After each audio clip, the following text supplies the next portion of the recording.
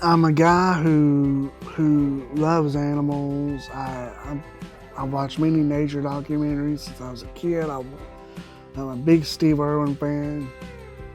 I'm the guy who once took his cat on hiking trips. I guess she wants to be in the video too. Even carried her across the creek so she wouldn't get wet. I like to go fishing, a little hunting every now and then. That's just who I am. This farm here it's really something, and I'm hoping to turn it into a business.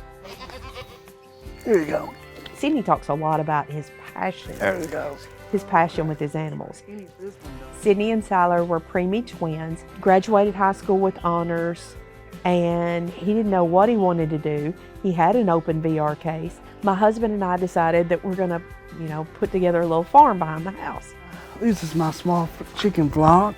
What we saw, he was more grounded and he was seeing more success in the farm. Do you have any eggs in here? I also have 3 chickens. They're for laying eggs. They're laying eggs now. I'm knowledgeable about chickens. I know how to basically care for them and what they like, dislike. I have these dairy goats, and I also have homing pigeons. Anyway, they're about ready to fly out. Now I have a strong support system. I have ECF, family, friends, and church. I have 2 friends that are PAs. They are very helpful and wonderful, and I couldn't have done much without them, that's for sure. Joetta White with Agribility has been a massive help.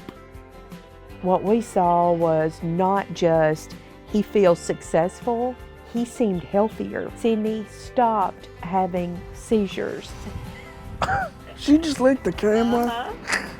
Sometimes it does get tough. I just want to say to the people who have autism, if you have a dream or a goal in life, just go for it.